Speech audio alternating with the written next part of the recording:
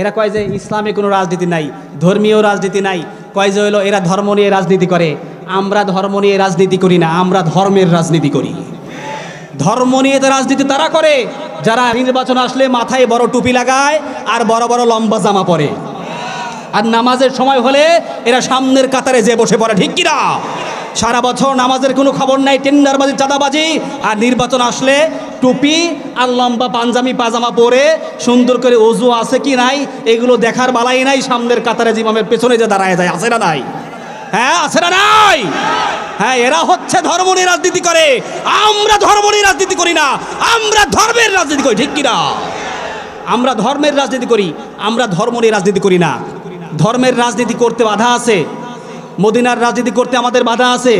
রাজনীতি ছাড়া কি আমার নবীজির মদিনার রাষ্ট্র গঠন করতে পেরেছিলেন? বলেন তো, পেরেছিলেন?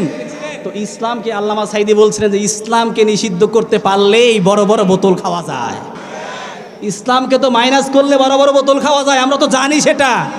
অতএব ইসলামকে মাইনাস করে তোমরা বড় বড় বোতল খাবা, টেন্ডারবাজি করবা, চাঁদাবাজি করবা।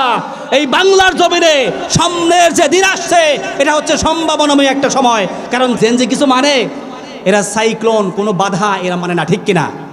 17 বছরের স্বৈরাচার এরা উৎখাত করেছে। অতএব সামনে যদি কেউ স্বৈরাচার হতে চায় এদেরকে আমাদের এই যুব সমাজই দিল্লিতে পাঠায় দেবে, ঠিক কিনা?